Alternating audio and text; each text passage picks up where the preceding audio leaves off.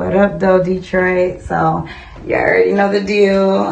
Just giving a shout out to Petty Tupac TV. Like, comment, subscribe. You already know the deal. We have to support everybody's businesses, and you already know how it goes. We support each other. You know what I'm saying? Make Detroit win.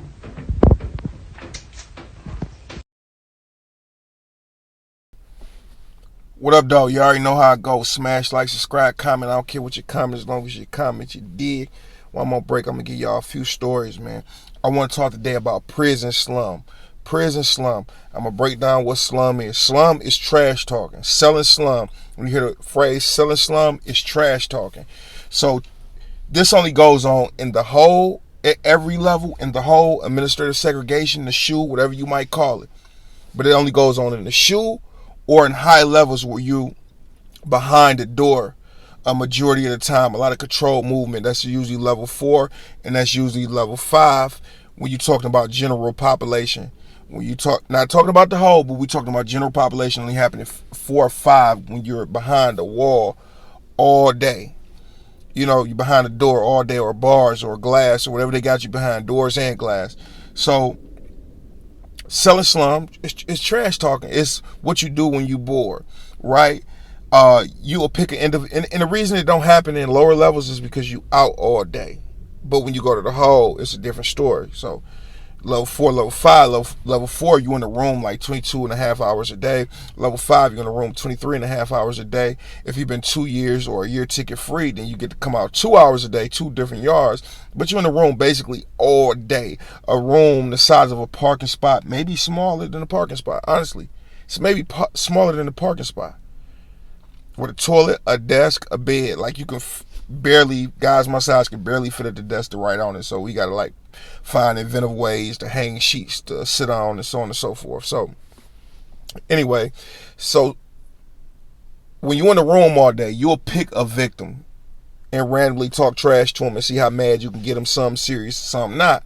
So the best 2 slum sellers I ever heard or ever seen or heard was Surge X, which was a Melanic, or Lil Bro Gotti, which was a Vice Lord who created the Green Team, which was a big wave up there in Marquette around 2015 when I first went to level 5.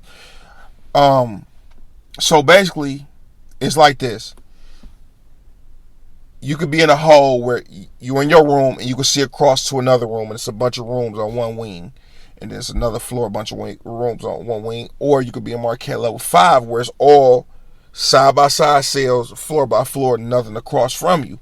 But when you sell slum, you might sell it to your homeboy that you might know. You might say, hey, you came to the hole for touching on a boy or something like that. It's not true, but you're just making jokes to create arguments, to get mad, and then y'all be cool again. Or some slum might last till you hit the yard, and it might be a whole dispute over it. But I don't heard guys put it on blood, GD Crib, oh, I'm going to do this to you when I get out, so on and so forth, and they be laughing with each other a day or two later. They see each other on the yard, they walking around together. It's just something to pass time. That's understood, right? So, Lil Bro Gotti, I seen him, for example, I'm going to give you an example. What do you do? It was this weak-minded 5%er guy who thought he was so smart, he'd be preaching, propagating his faith, or whatever you call the 5% teachings. And Lil Bro comes to the door like, man, shut up, man. You've been in prison 30 years. You don't know nothing about the real world. Shut up. You over here giving these boys false sense of hope.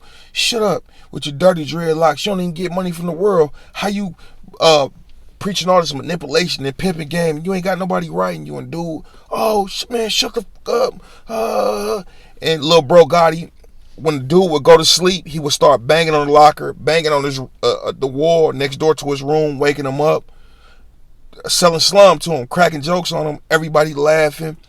And I seen a couple people with Lil Bro Gotti go to the hole, but Surge X was like the best at it. He'll pick the weak-minded or the most fragile-minded, or a guy that's just so quick to be set off. Like I remember this guy named Sean G was a gangster disciple. He came to the door like, man, I thought you ordered some boxes, man. I thought you was getting money. I thought you had a whole bunch of boxes and socks coming. Sean G like, I ain't never said that. He said, yes, you did. A couple days ago. Hey, TX, didn't he say that a couple days ago? TX instigating like, yeah, he said he was getting all this money, so on and so forth. Surge X like, man, shoot your bank statements out, man. Shoot your commissary statements out. You bum. You stupid. Man, your mama this, your mama that. And we all laughing. Sean G just gets so mad. He tell me like, and Sean G my homeboy, we cool. He tell me like, oh, you want to laugh? You want to support him? Well, I'm doing this to you when I get, which means basically hit you up with a weapon or whatever, or shoot you. I'm shooting you when you get out. Shooting you when I get out the hole. You want to laugh? Surge X, you going crazy, slamming his locker, throwing his stuff around because Surge X just constantly cracking jokes on him that's not even true. Like if you just had a simple thinking mind, you'd be like, okay, dude cracking jokes on me, trying to get me mad. I'm gonna just shut up and let him do it. And once the laugh's over and people start laughing or they get tired of it, then nobody's gonna be laughing no more. It's over with. But in prison, you're dealing with some fragile-minded people. So Surge X used to just pick random victims. Like I told y'all, I used to pick on a guy named Blue. Blue used to talk so much stuff and talk stuff to the guards. And we noticed like a couple guards walked past. He was talking crazy too. They like, you're a sex offender. Shut up.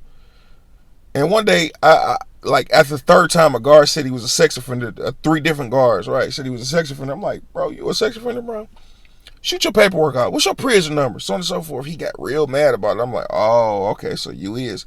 So Blue he from Ypsilanti. Y'all might know him. He another weak-minded person, real weak-minded. So I used to come to the door, just bored. We in a room 24 hours a day. They wouldn't even let me out for a shower. You're supposed to get a shower every other day throughout the week. And hit the yard every other, but they wouldn't let me out because I used to take showers hostages and make them come extract me and do extra paperwork and make their day hard just because I wanted to, because I was bored, I was miserable, hurt people, and I wanted them to have a bad day just as much as I was having a bad day. So I would go to the showers and say, hey, I ain't coming out, I ain't cuffing up. Go get your sergeant. Sergeant come talk to me, beg me, hey, come out, man, come on, let's go. No, F you, F him, so on and so forth. So they would have to suit up in gear. They have to go take their time, write the paperwork, so they about to go suit up in gear, get the cameras, come to the shower with the pepper ball guns and the mace, and then I'll be like, oh no, I'm cuffing up. No, it's okay. And they got to write the whole paperwork stuff up. I just want to make their day hard. It's prison. You know, you don't like what I'm doing, kick me out. I asked to be here, and I feel like I'm in here unjustly, so hey, you don't like it, kick me out. You want to keep me in a hole all this time? I'm going to make your day hard just as much as mine. Was it the right thing to do in hindsight? No, but I would still do it if given the opportunity again, because that's just how I feel. You don't like what I'm doing, don't work here. So we used to have that type of mindset. So I used to go to the door and say, it started off like this. I say, oh no, Blue was like, hey, you know, shoot me this magazine down here. He was talking to another guy, so he wanted the magazine real bad, right? And we wondering why he asking for this magazine with like damn near all children and stuff like that. We like, whatever. So the magazine coming down on the fishing line, because they used to put a piece of string to a piece of soap, throw it down to somebody's room, they tie their string to it and pull a book in. So I made a triple string, which is very strong. It's called a carjacking. So I made it super strong, made some good soap. So as soon as they was pulling it in and the magazine was always almost to his door, I shoot my car out. We call it a car, or a ride, or a whip. I shoot it out, snatch his magazines in. Snatch his magazine in, like, man, you a sex offender, bro. You ain't get no magazines around here. You don't deserve to read. He go crazy, banging on the wall, going crazy, so on and so forth. Somebody was trying to shoot him some food down in a cough drop bag, because he had sent some envelopes down. So a guy shot me some words before this transaction happened, like, hey, I'm about to buy Blue food, or Blue about to buy my food for like 3 stamps. He about to buy a slice of pizza for 3 stamps. Stamps worth money in the penitentiary. So he's like, snatch the car, shoot me 2 stamps back, you keep 1, I'm gonna get his pizza. I'm like, all right, bet. So he about to shoot the stuff down to Blue. Blue like, nah, man, don't shoot it to him, shoot it to somebody else, bro. It might take longer or whatever, but he gonna snatch it. So he yelled out at me like, hey, BL, bro, don't snatch the car, bro. I mess with BL. BL ain't gonna snatch no car from me. Hey, matter of fact, hey, send them beans too, and that leftover food loaf you got in the magazine down here, bro. I'm about to shoot your stamps. I'm gonna shoot you 4 stamps instead of 3 or something like that. So Blue like, oh, all right, bet, I got you. All right. Blue shoot the stuff down to him. As he shooting the stamps down to Blue, I throw the car out, snatch the stuff in my room like it's mine. You chomo, you sex offender.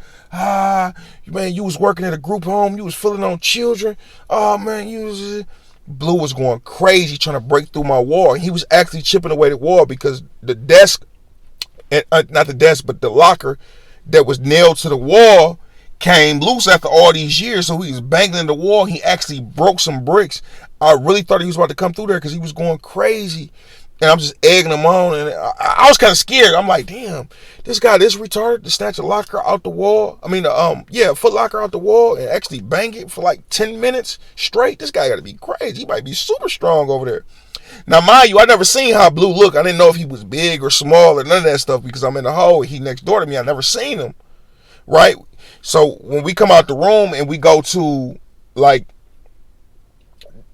when we come out the room and we go to the showers, when I did come out, you never supposed to look in nobody's room. Ever. Never supposed to look in nobody's room. So regardless of all that, I never seen Blue. He trying to break through the wall. But that's what Slum is. It's just picking the victim, making them so mad. And people don't make me mad. It was one person that made me bad. This guy named Doughboy from Joy Road. He was a vice lord. He used to just like, BL, you this, you that, bro,